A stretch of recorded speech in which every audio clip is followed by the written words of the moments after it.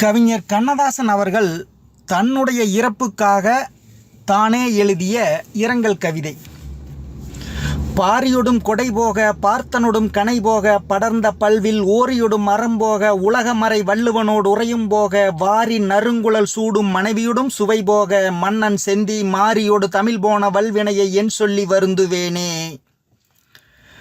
தேனார் செந்தமிழ் அமுதை திகட்டாமல் செய்தவன் மெய் தீயில் வேக போனாற் போகட்டுமென்று பொழிந்த திருவாய் தீயிற் புகைந்து போக மானார்தம் முத்தமிடும் மதுக்கோப்பை மாந்தியவன் மறைந்து போக தானே என் தமிழ் இனிமேல் தடம் பார்த்து போகுமிடம் தனிமைதானே.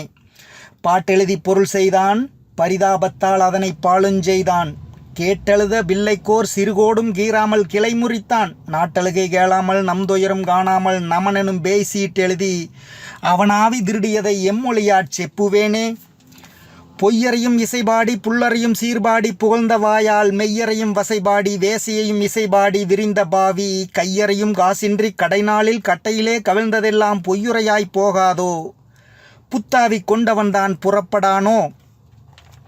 வாக்குரிமை கொண்டானை வழக்குரிமை கொண்டானை வாதமொன்றில் தாக்குரிமை கொண்டானை தமிழுரிமை கொண்டானை தமிழ் விளைந்த நாக்குரிமை கொண்டானை நமதுரிமை என்றந்த நமனனும் வாங்கி போக்குரிமை கொண்டானே. போயுரிமை நாம் கேட்டால் பொருள் செய்யானு.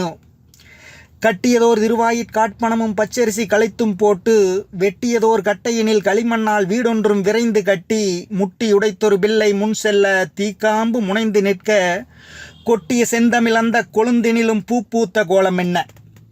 போற்றிய தன் தலைவனிடம் போகின்றேன் என்றன் வாய் புகழ்ந்ததில்லை சாற்றிய தன் தமிழிடமும் சாகின்றேன் என்றன் வாய் சாற்றியதில்லை.